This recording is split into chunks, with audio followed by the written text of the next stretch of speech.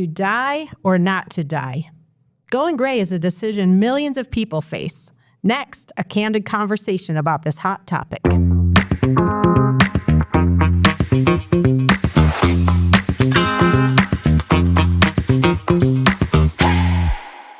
Welcome to Aging Unscripted, a podcast with a different perspective on aging. Here, we explore a wide range of topics, really focused on exploring, honoring, and celebrating the aging process. I'm Jill Vitale-Aussem, and I'm privileged to serve as the president and CEO at Christian Living Communities, a nonprofit senior living and services organization based in Denver, Colorado. And today in the studio with me, I'm super excited to have Pam Sullivan. And Pam is our Vice President of Communications and Philanthropy. We're going to talk about a big topic today. Big topic. Big topic, personal topic. Personal to each of us and to millions of people. And so what we're going to be talking about is to die or not to die. Not to die. Or not to die. And what we're really chatting about here today is the decision to go gray. Right? Big decision. Big decision. Big decision to start coloring. Big decision when you decide to go Yes. gray. And so for those of you who are just listening to the audio, what you are not seeing is Pam's beautiful head of silver hair. And Jill's beautiful hair. I am envious of yours, Pam. You've got the best going on. That takes a while. But you know, it really is. It's a big topic right now. There's a lot of celebrities that are deciding to age in a more natural way and maybe not color their hair. And so we wanted to just chat a little bit today about our journeys with it. And, you know, just from I'd say from the beginning, like there's no judgment for people who do want to dye their hair, right? It's a very personal decision. Each person has their own journey. Yeah. What is right for them. Right. But societally, that's not always the case because there are pressures. Yes, there sure are. Sure are. So what made you decide to ditch the dye, Pam? Well, I think my journey might be a little less big than yours because you were really on the anti-ageism kick. Mine was I was just getting tired. I was just the long appointments? The long appointments and then the touch-ups in between. So it was a little bit of both. I mean, I do want to kick the ageism, fight the battle, but it was really just because I was tired. Yeah. And having to do the touch-ups in between. And it was the pandemic that did it. I know a lot of people who gave up during the pandemic, but I remember the first time I went to the hair salon when we were allowed to go back, and she's like, "What have you been doing? Your hair looks like a geode." I'm like, "What do you mean?" She goes, "There's different layers of color," because I was still doing around my face for the Zoom calls. Oh. So I had all these different colors. And I said, well, what's it going to take to get me gray? Because my hair, my natural color was really dark. So it was almost a 2-year process. But my real core motivation was just because I was tired. You were doing tired. It. Yeah. What about you? Well, so I remember being 49 years old and thinking, I'm going to be 50 next year.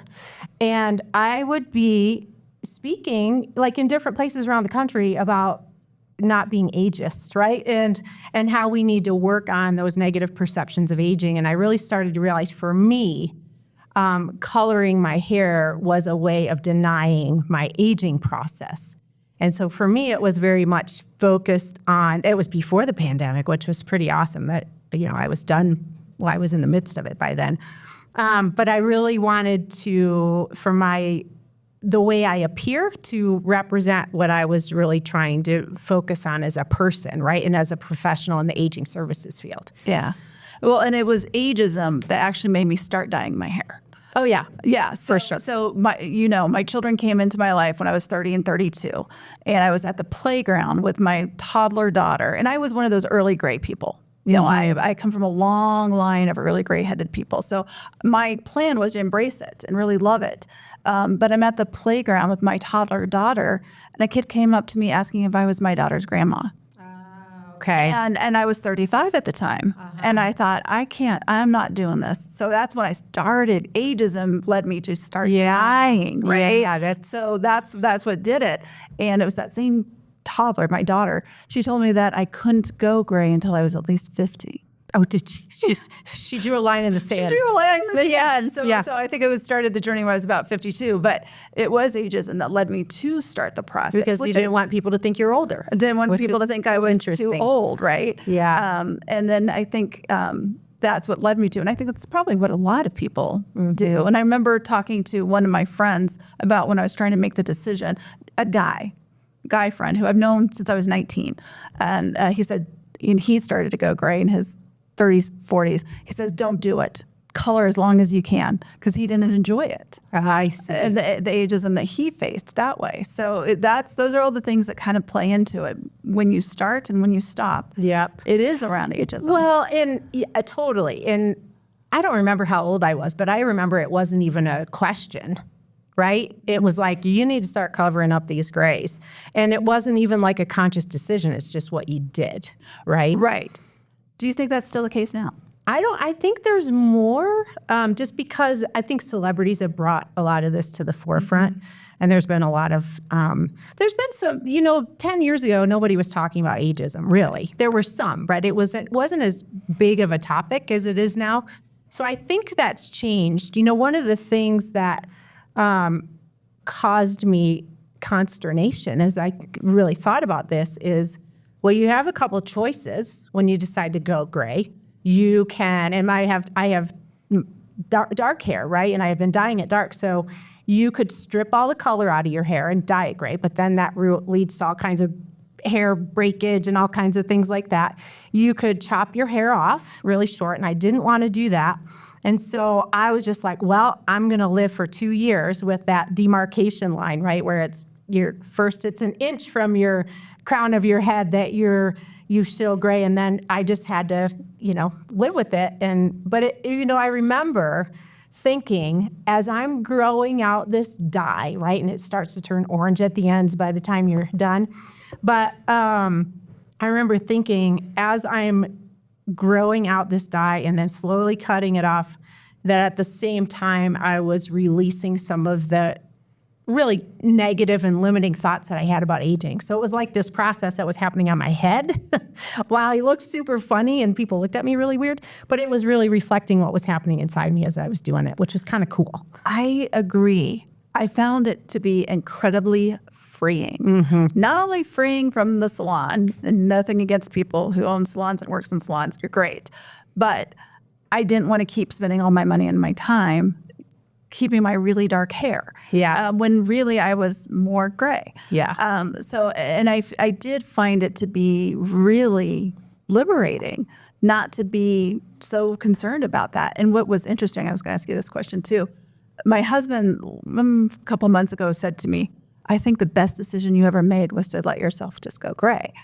And I said, really? What do you say? He goes, it looks great. You just seem like a different person. So what was your husband's reaction? Oh, he loved it. He was like, do it. And then he just says it looks great all the time. And now when we look back at pictures when my hair was dyed, we're like, that looked kind of weird. It looks a little weird. For me, it did, right? I did too, because my roots were because you get to that point where the roots don't take the color anymore either. So, well, what's interesting? So when I was embarking on this, I joined a couple of Facebook groups for going gray, right? And Silver Sisters and things like that. And what was fascinating to me are the number of people who are posting and saying, I'm going to go back and dye my hair. I can't take it because my friend said, wow, you look old now. Or people keep saying, why are you letting yourself go? And just like the fact that women need a support group to stop dyeing their hair is like unbelievable. There is so much pressure. And I feel a lot more like I'm owning my age, right? I'm going to be 56 this year, and I'm super excited about that. And I think in addition to the hair color, right, as you said, ageism sometimes leads to coloring your hair, but for me, it freed me from a lot of that nonsense. Have you, however, experienced now that you're gray, how people refer to you changed? Like ma'am? I got ma'am a lot more after I went gray. And I do think there are people, especially, and not to sound ageist, but younger people think I'm older than I am. Yeah. Simply because I have the gray hair. Sometimes when somebody opens the door for me when I'm walking in a store, I'm like, did they do that because they're being nice or because they think so those things go through my head. Then I'm like, I kind of at a place where I don't care. I kind of am too. And that's been the freeing piece of this. What's also interesting is your friend groups. So I have different friend groups, right? And so I have one group where I am by far the only person who will ever go gray. The rest of the women, they've even said to me, she goes, I really admire you. You're so brave, but I can never do it. I'm like, okay, that's fine. And then I have others that they're like, it started a trend. Everyone else is now going gray. So it really just depends on, I don't even know what it depends on. I don't know if it's how people were raised, their images of themselves. I'm not sure, but it is a very personal decision. Yeah, very much so. And some people are like, I don't like the gray, the way my hair grows in gray, right? And so, whatever makes people comfortable. I think that's what this is really all about. Exactly. Not telling everybody that they your should hair dye their color hair. should not dictate how you feel about yourself or what age you feel like you are or act. Yeah, and I think when, also when you really think about, and again, you can keep dyeing your hair and have positive views of aging. We're not saying that, but the more we think the negative things about aging, the more it impacts the way we age, right? Yeah. So if we carry all of this inside of us, like aging is all about decline, it's all about dependence, then all the research shows like our elderhood is not going to be as positive as it could be, right? And it actually shortens lifespans. Yeah. So it's a pretty big deal. And well, I also wonder about the older adult worker. So let's say, you have a job change in your 50s and you have gray hair. Are you going to feel like you have to go dye it to go do the interviewing?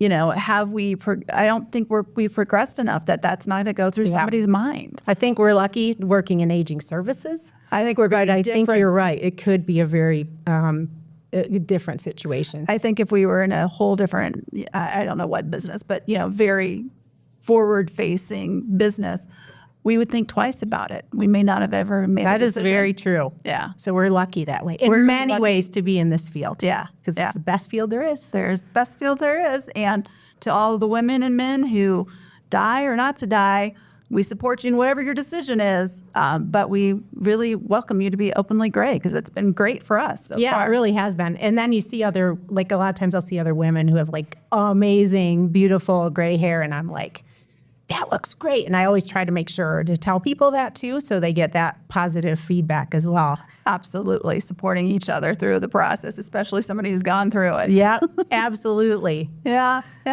So we just wanted to bring this little snippet of conversation to everybody today and just share some of our experiences with to dye or not to dye. And we, Jill wrote a great blog for our organization, Christian Living Communities, but also for some of the publications. So we'll link to that in the podcast so that if anyone wants to read about it or just are interested in learning more, we'll put some resources in the podcast notes for this. Yeah, there's a lot of great things online too with different organizations. It's a big topic now. It is a big topic. And we're trending because we're talking about this hot topic. Right, Pam? That's right. All right. Well, thank you, Pam, and thank you, everybody, for joining us today for Aging Unscripted.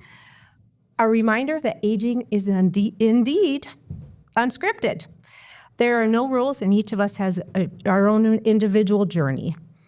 Aging really is a gift. Not everybody gets that gift, and elderhood is a time that should be celebrated and honored. Thanks for being here with us.